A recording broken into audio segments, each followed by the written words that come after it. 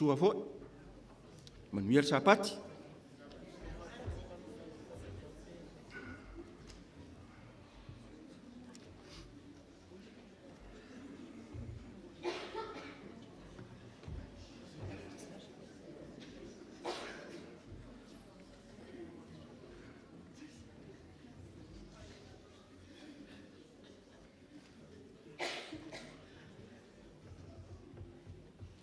Malo, whawhtai. O ani upu e mawhai ona e whaamatala ai lea tua. Le asi upu e mawhai ona e whaamatala lea tua. Tasi ale upu. Alofa, ia, le alisi upu. Whaola. Whaamaoni. E lei, whai wavenga. Ono sai. Siri ese, whamangalo, i o le tātou papa a tarita, e se le mātango fio ia upu wa tau au mai nei tai au. E whaamatala ai lea tua lea. Lea tua lea walana e su mai ma tala au mai. Ile nei tai au. Ona o le atua le na lofa ia te oe. I le nei vai aso atoa. O ia sa avea matalita, ma papa. O ia na whaaola ia te oe ma. Olo na wha maoni. E mai ia i le amatanga se i o i le ngāta anga.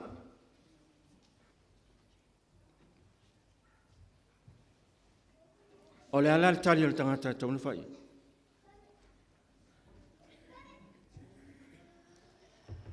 E ele pese fa ampea fa fetai ile tua. O le siono fai upu fa fetai ilo na alo. Ma le fai muli fa fetai anganga pa ia. Paua na le mea tātou e fai. O le fa fetai. Ma fa fo ile vi inga ile tua. Awa o le tua o le alofa lava ia. O ia e pule au mea uma. Na whaia mea uma, e au fiai oe ma. Lea tātou te whaafo iai le vi inga ia te ia. Ile nei tai au. Vi ia le tua.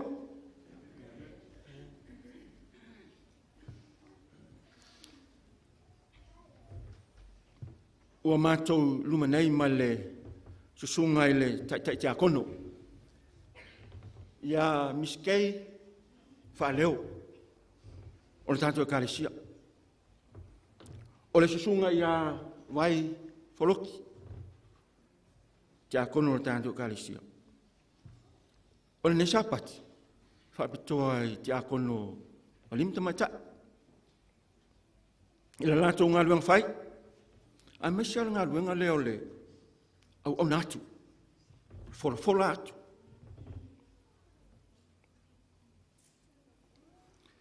E avea i lalo leo whatau waa e whai mafafongo i la uane. I tuna toile ao le whatalofa. Whawhiloa i atu i le tātou e kāresia. Sunga le whaiwhi au ma le ainga. O tātou mā lo mai tau atu ia le tā ua swafa o le maua. Tātou mā lo mwhai o le tātou mā futa ma tāpua le Sapati. Whamanuia le tua. Whaafilo i atu le swafa manu mā lo Yesu Keriso. Ma se fole tātou e kāresia pe le masani ai le vaenga o le tūlea. Ta māma tina mā tutua. Tātou e kāresia.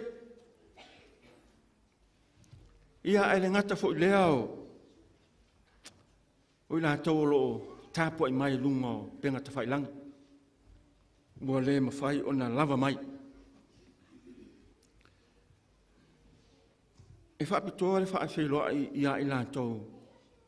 Sa whaata otolia i ngase o le tino. I ngāma yaso ua tōne yatu ia po masina fo. A o lea ua. Ula lofa lea tua ua. Tai mailo soifua. Ma so mātou ola ni tae au tātou te tāpua iatu whaatasi i ante ia. Ma watu le vi inga ilo tātou ali i whaolo Iesu Keriso.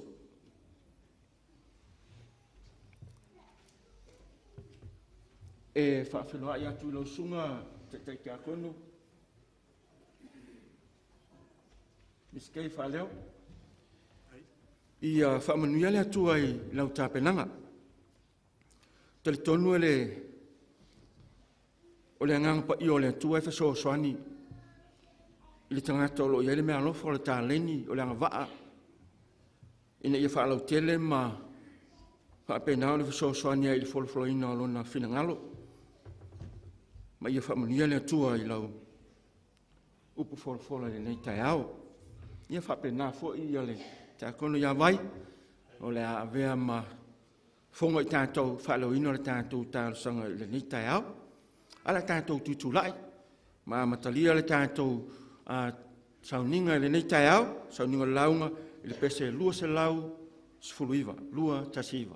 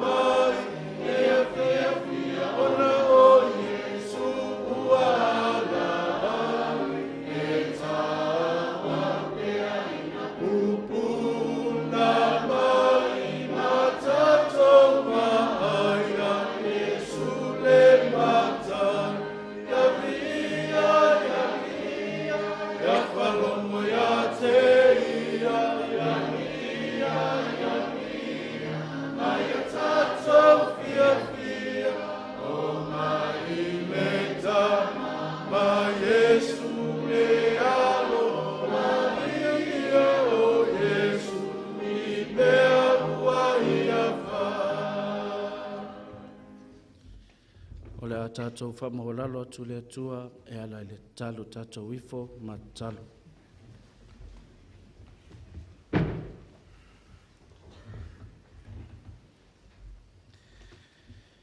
Le atua lo mātou tupu sili sili ese. Ua tūli lau e ka le sia lo nuu le nei tu lao lau sapati. Mauti tam whaile si atu le vi inga o le whamanu ma le whanetanga i lau a fiu. A wasa whea ngai lau e ka le sia malo nuu i whi au mga luenga le nawa yaso. Au le nei ua mātou toi whaatasi i le nei sapati. Fo i atu ai le vi inga o le whaapatai ma le whamanu i lau a fiu. A wasa wau ese lo nuu le nei ua toi whaatasi. Vi ia I pea oilo mātou tamara. Whanau fo I sa whapenao na whea ngai, ma awa onga, o nisi fo i tonu o fale whaingaluenga. Ai whaapea o mātou mātua matutua i le whainga lea o le whaiva o le tapu wai a o alo whaiva au whanau i tiu te whai le tualu mātou tama. Whaftai lo alofa malawanga lei, le neua mātou toi whaatasi le nei Sapati vi i ai pea oilo mātou tama. Le tualu mātou tama o mātou talo i la wafio le nei Sapati o whapitoa lea mo Tiakono le tualu mātou tama. Tasi fo i le nei vaenga tā ua i to tonu o lo e ka le sio Tiakono. O le tamu whaia lea e launga ina awa fionga pa ia le atua le mātou tamau. Mātou talo atu i lawa fio sosoani mai oilo mātou tamau. Nisi fo i o maa loo whapenao na mātou whaatasi le nei Sapati le atua le mātou tamau. Whaftai ua filifilia le nei e kalisia. E whailea maulatou tapua inga i luma lau fio. O hai foi nisi o whapenao na maua i mai o le tino le atua le mātou tama. Ia e lofa, e whamanuia tu i hate i la tau. Nisi foi o le mātou e ka le sio lo whapenao na malanga atu i atunu mamau. Le ha foi se taimi o toi maa futai le atua le mātou tama. Talo atu i la uafio, pui pui malavea i so la atu wola. Le atua le mātou tama ua tele lava mea o lo mātou fia ai oia tuai lau fio i le nei taia. Panga lea e vai lau le au auna. Le atua le mātou tamao mātou nei un tangata e tumu le anga masei o luma. Tofu i mātou ma le ingoa, whapena fo ina tofu i mātou ma le anga sala i o luma na mātou tamao. A vea ia le maliu o la walupelo Jesu ke riso i lungo le satau. Ina ia mamama ngalo ai o mātou sala. Mātou tu atu i lau fio le nei tu lao le taiao lau Sapati, le sunga i le Tiakono, ia Misikei. Se upu la whapenao na fola ina i le nuo le atua i le nei taiao. Le atua le mātou tamau, mātou talo atu i lau fio, whamanatu ia te ia langa tapenanga. O ani fufuanga o se mātou e kalesia le nei Sapati, mātou talo i lau fio, ia whai umale manuia, o mātou talo lea o mātou wole, ma mātou talo atua i lau fio. Amen.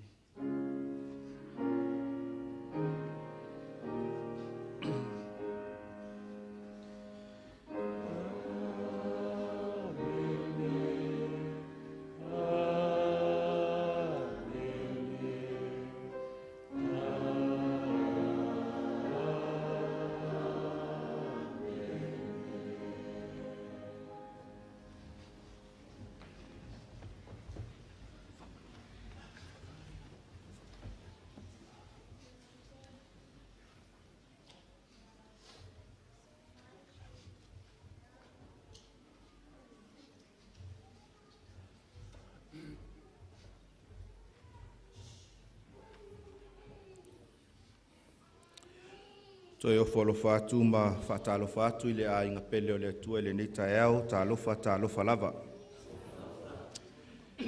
Tonua se Sapati ese le nei i le tātou ngā luenga ma le tātou e kālesia. Ina ua whatulanga le fuafuanga le kālesia mo le nei tausanga. Ia sa iai lava i lunga o le tātou kalenda ma le ngā luenga. Sapati le nei mo Tiakono. O se avanoa fo'i e whaafitai atuai le kālesia i la o tau sau. Te le taimi e tau te ngā lulua ei ma au auna i le atua. Ia ai e misi le vaai. Peitai e vi ia le atua. O lo iai ia ni tamā ma ni tina. O lii ma Tama'ita'i ua tuina atu lo lato soifua ma lo lato wola. E au auna i le atua e ala i le ngā luenga wha Tiakono. Masina te nei sa toe filifili ai ma toe whaopopo ai ia nisi Tiakono. E lango sua ma au auna i le ngā luenga wha Tiakono. O le sunga ia leituala longona wa afusuanga. Ia atoa ai ma le talavou ia Anthony Siainiu. Sunga ia longona ia ua umao na whauina lo na Tiakono o ia o le toiina whauina le kalesia. I tai o le tai au nei, ia o le taimi mua lea ua vea ai le sunga ia Anthony. Ia ma Tiakono ngalue le kalesia sofitu o le toia fio mai. E le manatu le kalesia ua tala fitaui ia maala ngā tatau foi. Ia le aso whaapitoa ua avea ma aso mo Tiakono. Ia o le a whaia ai le whauunga o le sunga ia Anthony. Sunga ia Anthony, ia o se tasi o talavou malosi o le kalesia. Ia sa moli mawina foi le Sapati i taluai. Moli mau le uso i le tūlanga sa ngai atuai ma le whaamoe le au talavou. Foi mai ma le tau masuasu o le ipu. Ia ai sili ai foi le tuina atu o le ola. Ia e whaasanga atuai le kalesia e au lua ma le fefe. Ia mai vi ia ai le atua. Ia i le whaonga ino le nei talavou. Totono lona ainga o loo lato mafuta ai ma le tama ia tito, ia whapea foi, ia le tina ia lawano, ia isi o lato ainga. Mai fia i le tai au nei, ia e whailo atu, ia le sunga ia Anthony, whabon mole pe mwhai o na tulai Anthony ma si o na ainga, i o na matua. Ia. Le ala anga i mai Anthony lunga nei whamon mole.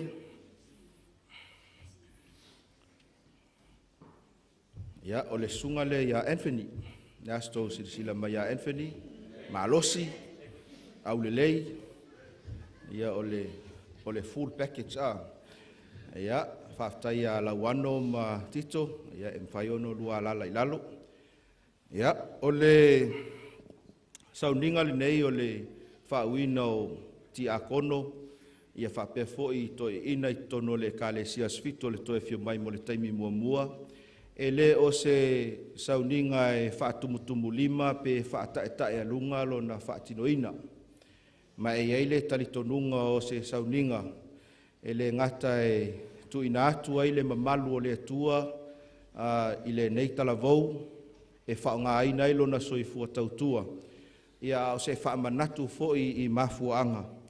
Ua lai o na autasi ma filifili le kalesia. Ina ia avea o ia ma Tiakono. I le tusi o ngā luenga o lona mata upoeono o lo o tusi ai uluai Tiakono na filifilia e le uluai e kalesia. E fesosoani i le ngā luenga le atua. O te fia faitauina nisi o fai upu.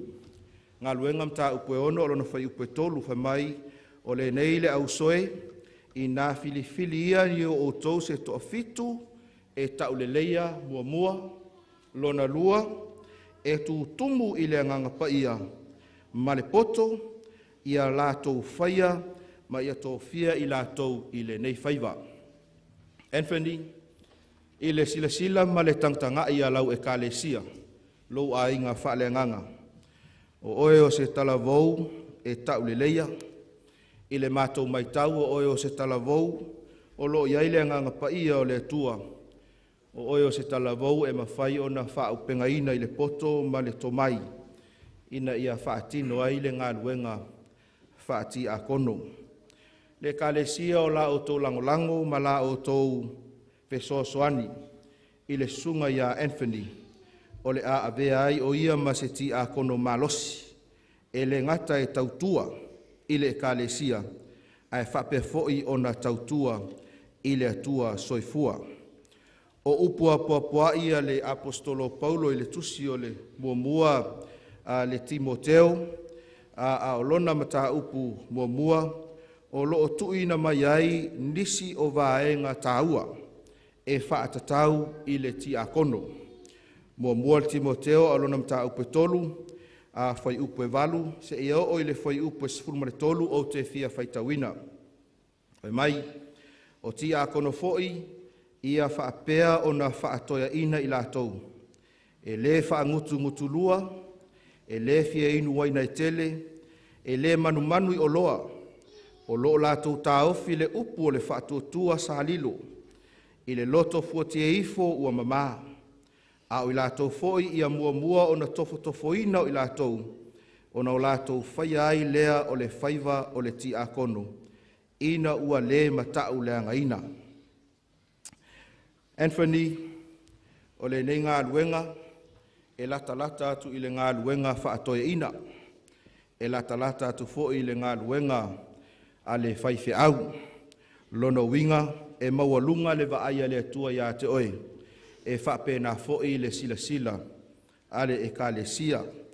O le tatalo, a o a ngai mai ia sunga i toi ina e whaatino ina, ia le tatalo whaamanuia, ma le tatalo o le whaawino oe e avea, ma Tiakono le ka le sia sfitol to e fio mai, o te fia whaitauina upu le apostolo Paulo, i le tusi lava le mua le Timoteo, ma ta upu e wha, a o lona fai upu e sfuma le 5, ma le fai upu e se fulu ma le ono, whaafonga mai, fai mai, ia e ma fau ia mea, ia e whaamasani iai, ina ia i loa ai e tangata uma, o oe o le alualu, nono winga, o oe o le awha au, ia ma e ngā lue ma losi, mo le ngā luenga a le atua. Whai upa suma le wha, aua ne e whaatala le i le mea lofa na tu i na atu ia te oe, i le valoanga, ma le wha e atua 5 o toia ina. Sila ma e tangtanga i Anthony, o sunga ia i toi ina o le ekalesia, wala ulia fo i poa i lavas toi ina, o lo i nei tātou malu, o umon whaawina lon tof toi ina, ia o le ava noa fo i le nei e mwhai ono tātou o mai whaatasi ai, ia tātou te talo whaamanuia i le sunga i le Tiakono, o le ama whai o na whaonga aina, i le ekalesia ma le ngaluenga a le tua. O le avala ulia le sunga Anthony e tō tuli le o ngā tutonu, whaamole, ia o na whaasolo mai leo tātou to ina ia mawhai ono tātou whaalapoto sunga Anthony, ia matu ina atu, ia o tau au i o na tau au le kalesia, ia mo ini mai o tau fonga, ia au lea o le a saunia, ia le tatalo whaapitoa, e whaau ai le sunga i le Tiakono, se i o tātou tatalo. E le tua o lau ngā luenga o se ngā luenga e whaatu langa le lei. O se ngā luenga ua umao na e au maia lo na ata. E le ngata e whao ngā ai le tangata whaatau waa mo mātou tangata le tua. Ia o se ngā luenga fo ua umao na e whaamanuia mai ai. Te le ngā luenga e le mawhai o na whai e se tangata stotas. O le mafua anga lea e whaasoa ai lau ngā luenga. I o tangata e kalesia. E pei o le neita e ao le tua ua mātou o mai whaatasi ai. E siti atu ia le neita ala vou. Ua filifili e lau e kalesia na te whaia ia whaiva matiute whaati a kono. Mātou tatalo le tua e eitai me vai ai. E eitai me mawhatia ai. E eitai me langona ai le musua. E mātou te talitonu oi o le atua e te whaamalosi mai, ma e whaamanatu mai, lona vala awina. O le mele le atua e whae e atua i o mātou 5, e le ngata o susunga i toi ino le ekalesia, o le ekalesia mau tangata whaatuatua, mau mātou whape atu, mātou te tuina atu ma whaawina le nei talavou, le sunga i a Anthony si ai niu. E a vea mati a kono ngā lue ale ekalesia, e whaonga ina lo na soifua tautua, e whaatalitali ai la ua fio, se ia o le aso i te toia fio mai ai. Whaamanuia ia te ia, whaamanuia fo i o na mātua o loo, mawhai ono lātou no nofu whaatasi, sunga ia tito, e whapea le tina ia lauanu, e eo manuia, whaamanuia e lau ekalesia bale nei au fia, i lau lava suafa Yesu o mātu te talo tuai nei. Amene. Ia a o fofutai ia le senga o to ina ma sunga le Tiakono.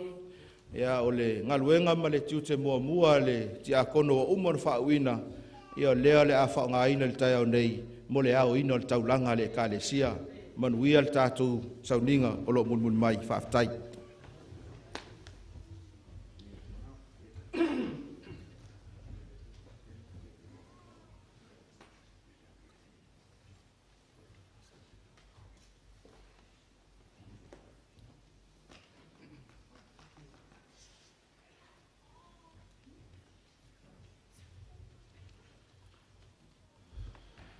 Ia, te walau atu I sunga Tiakono, tolai mai, mo le au ina leo tatou taulanga masulua.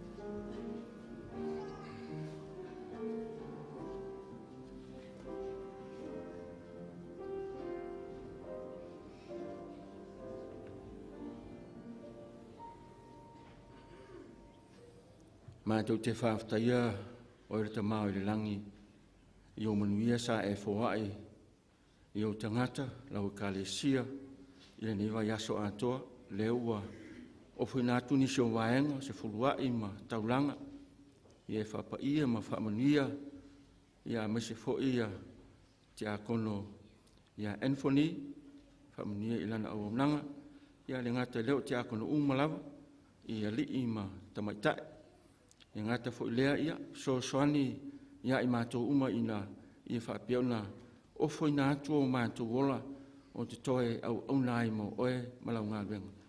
Whaaftai Yesu. Amen.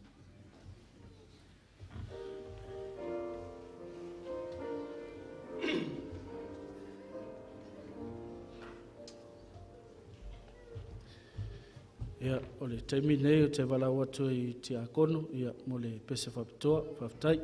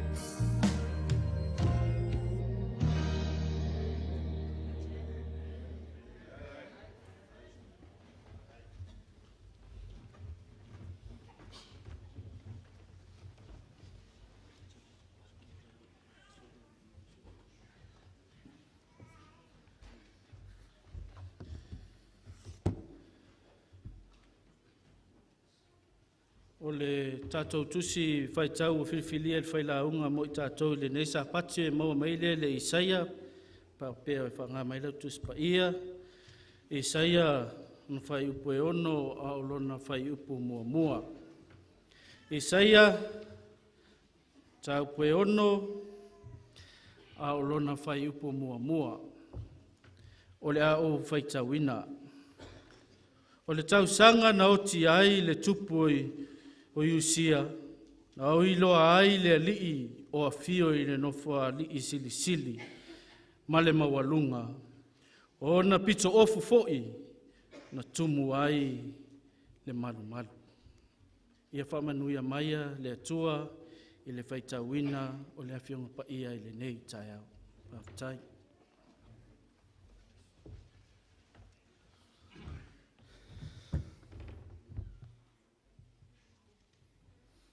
O te whaptaia ia le sunga rito ina o le whauwhautua fo nei fwoi matanga ruenga Tiakono mo le whawhailo inga mātango fie i lau taupa ia le nei tūlari Sapati o langona i le mawhanwhana i tūla ia i o tōluma.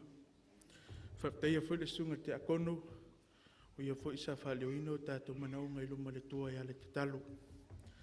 O te toi o whalo whātu ma whawhailo i atu i le aingo le tua le nei Sapati, pi ia le tua.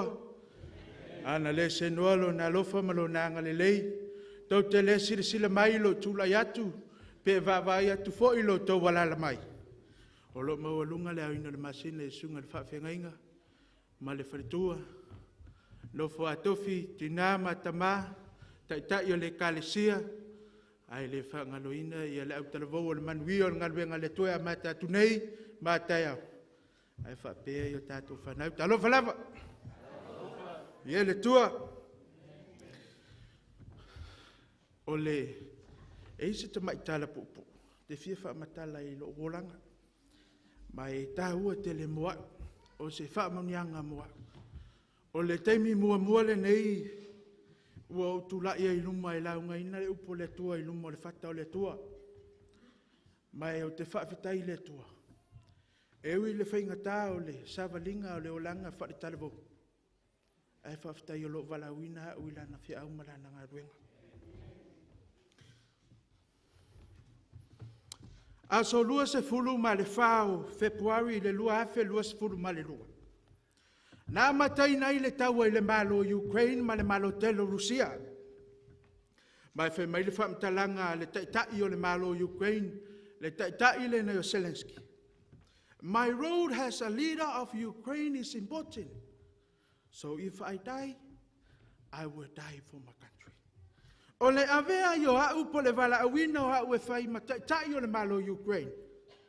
E tā ua tele. A whai o te oti mo lo watunu. Si o tātou te talo. A o tu lai lau o ona whaatau wa ai o luma tamai. Ta talo i lau fi e whaangaina o se mea whainga luenga whaatau wa. E alangaina lo fi na ngā luenga Sapati. Launga lau fia ma to whaalonglongo po le aso whetalai mai. Whaamanui e le whaafonga lo no. Ono Yesu. Amen. Whai mai le au tua le launga wa whaatuina i se whaau mani langona i le tai au le nei o le Sapati. Ua whaatuina i whaapenei. E tāua lo valawina. E Isaia 5 se fulua lona whai upe fitu. Pea whai o esu mai malepelo le tua o te mnao. Tātou te su e whaatasi e wha amalmoli. O i nā lewa manatu e au mai ai le whaitau lea. E fofolai nai se whaau e pupu lava. Mo i tātou le netai au le Sapati. A whai ua maua le Isaia 5 se fulu. Alona whai upe fitu.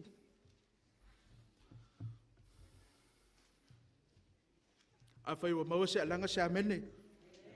O la tātou whaitau whaatasi e. Whaitau.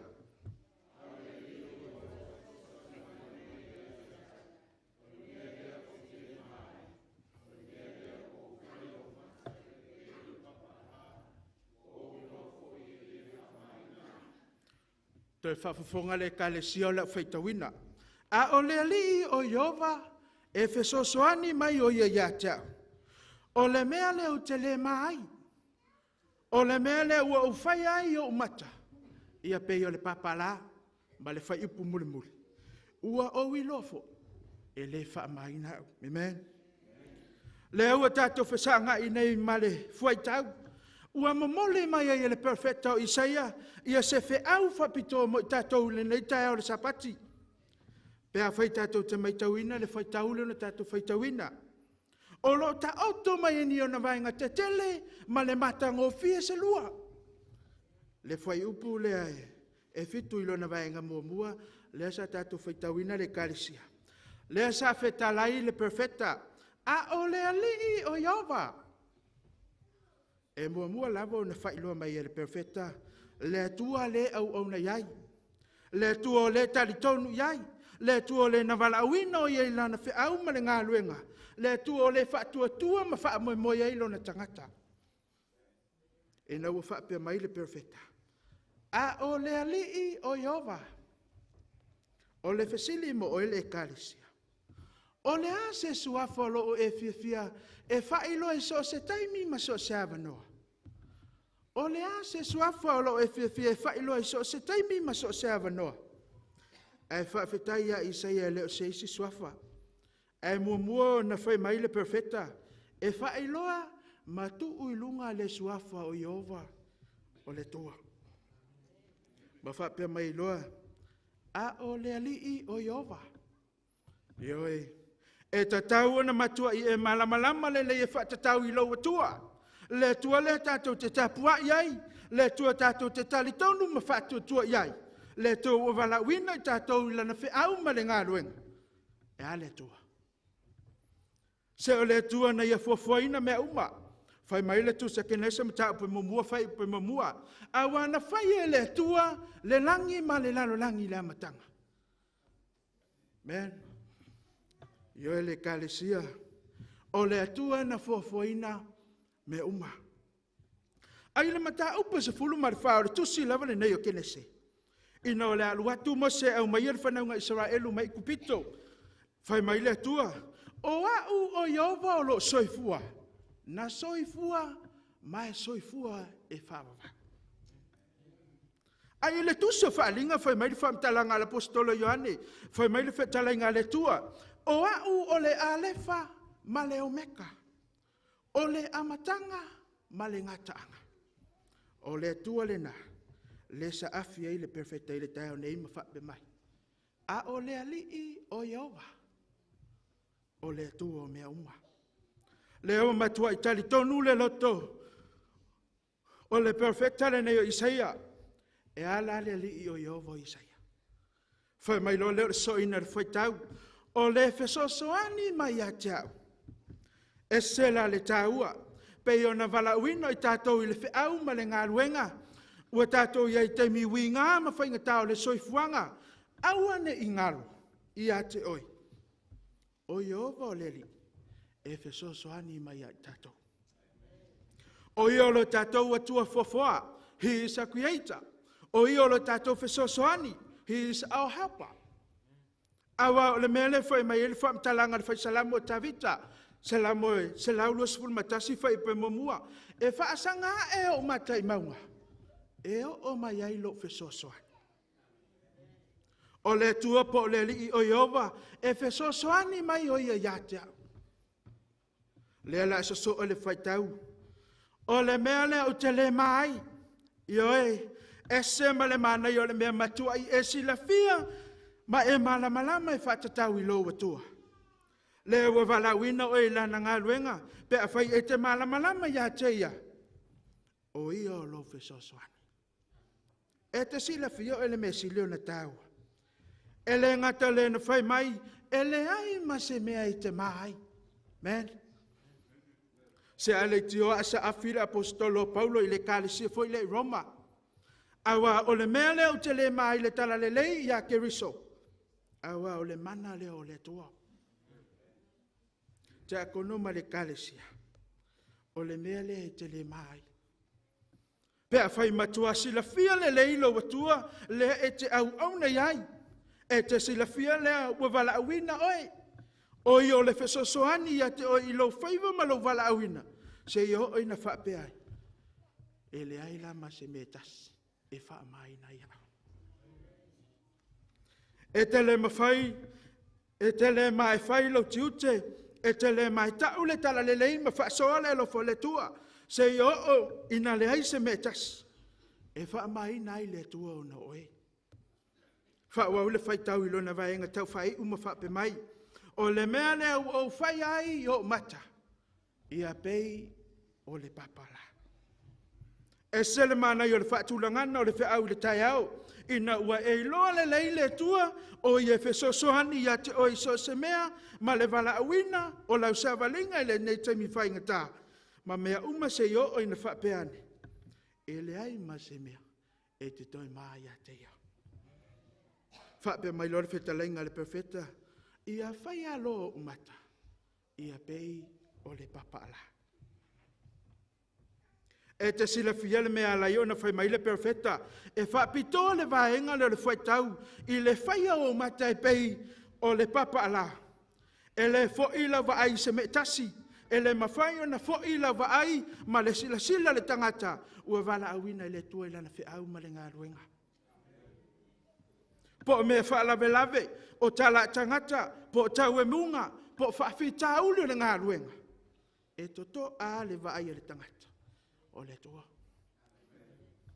Awa e mai Isaia, ua o whaia nei o mata, ia pei o se papa ala. Ma le vaenga whai o le whai tau, ua o iloa foi, e le wha mai nao. Awa o le tau alunga le kalesia, ma le vaenga Tiakono, i le nei tai ao le Sapati. Ia awa nei wha maina i tātou i le aso e whia mai Jesu. Ai e tātou i ai whaatasi i le wha moe i le langi ma le ole wha wawau. I le mauli o le tātou whaitauina, o le wha whitauli le o le perfecta o Isaia. Isaia mata upe ono whai upe momua, whai mai le wha matalanga le perfecta, o le tausanga na oti ai le tupo usia. Na o ilo ai le mamalu o lo watua i le maru. Pea whai e te maitauina, ana whai e le ioti usia. E le ilo i Isaia le mamalu o lo natua, amen. Ai e te sila fia le whautuanga ma le whi au le momoli mai. Le vasenga Tiakono, ta si le whawhitauli o le whaatu ia i le ngaluenga totofia le tua i le nei whaitaimi. Ai se a, se te vaai fualawa i le isi tangata, ma whaalawe le ngalue, whaalawe le whaatau nuina o tiute, vaai fo ia i le perfecta o Isaia, o le perfecta le tua, o le tangata o le tua, o le tangata vaai, o le sui vaai o le tua, a o le mele na tupu ia Isaia. Na whai a usia ma whaalawe ia Isaia. Whai mai le whaamatalanga le tusi, ana le oti usia. E le ilo e Isaia le mamalolo na toa. Wa ai foi ele kalesia. Wa ai po aina e whai ma usia i leo ngalue, ma le whaatinongo lo walawina. Awena i oti se tasi, ne i whaatu ia i leo ngalue. Ai e sila saoa o i le tua. Malona mamalu ua walawina i tatou e pe e tusa malona whina ngalo. E te sila fia whele whamatalanga i le mata i o mata upe se fulu ma le wha. Whaato a uma o na whaia ia le wawenga fo i lea Yesu na whaia i le moto tangata. Na whawhanga ina i le moto tangata le wha. O na whaia tu leo le Yesu i lo na auso. E momu atu tou i le wha i le tasi tu. Ai no wo ola ina wolufia le va ia fama matangi tele fai mai ina wafio atu Yesu masavali Yesu i lunga sami fai mai le tala le auso o faauta foi i leitu faauta i leitu ai no wo fetalai atu Yesu awa to te matata o a ulava le ne Yesu fai mai lo le fam talanga tangata le ne Peteru Yesu a fai e moni o oi. E mawhai o ne whetalai mai o te savali atu lungo le sa. Whai mai lo le Yesu i nasa wia. Mai tau mai le whe au le whia au mai i mo tatou i le neitaia. Whai mai ua savali pe tau i lungo le sami. Ai ua whaalongo i matangi ma le whawhati mai o ngalu. Ma ua waaia i o na au tafa. O le mafuanga le ua ngoto ai pe tau i le tai. ai whawhetai a Iesu whe mei wa apa tu fo i masitia mai o ia. I oi Tiakono. Ta sile ngā lue ngā le whili. O le whawhawhati mai o ngā luma whaalawelawe i lau ngā lue. Ai o le tangata ua walauina le atua. E tuli mata i la wa ai a Iesu. O ia ua walauina o e molana ngā luenga. A o tula e mai a le. Tu fina mo le pese whapito le lau. O le tatalo whai ui le tai au nei. E tu ina atu i le tua o tātou tangata. O le taulanga e pa ia ma le ato toa. Aua ni o tātou masarusalu. E tā aua lo valawina i lumo le tua.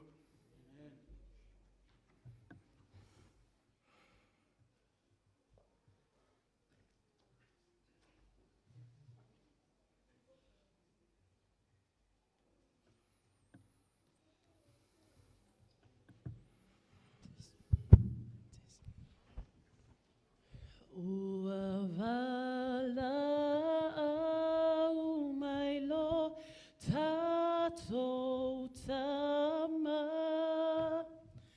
au mai alo loto ia te Le tane sia ma le au fie le tai au le nei o le Sapati. o lo o Ia e mautinoa ma ia e iloa. mai E tā ua le valawina o e le tua. Ai e tu ina atu o tātou tangata atu atu ia te ia. Ma taulanga mo le tua ma lona fina ngā. O a mea uma ia e tātou. Ia tātou o fo ina atu mo lana ngā luenga. A fai fo ia e se taimi e te lamona ina ai. Lo wha vai vai i le ngā luenga le tua. Ia e mautino. E tali le tua i taimi whai na tāore ngā luenga. Aua nei ngalo ia te oi. E tā ua lo tā wala wina i lumo le tua. Salamo e se laulu se fulua luna whai pa mamua. Na o wala aua tu fo i a Yehova i lo pupunga. Na tali mai fo i o ia ia te. I tele su tato manuia o nisu.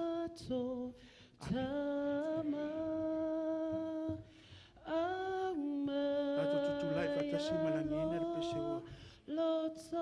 Fai ele o statu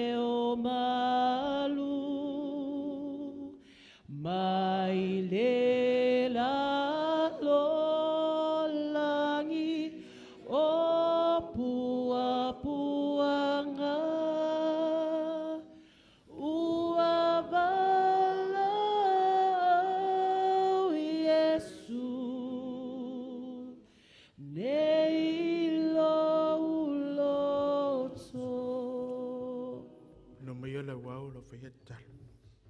Mātou whai whitaia lai wa whio. Au mātou whai wina lau sauninga pa i ele nei Sapati. Ia mawalunga pēa le vi inga fo i lau wa whio. Ai tō maule whaatawa i o mātou tangata. Ta baile nei tū lau le Sapati i la tu ua le malmalne. I eilo wanga le leio i mātou.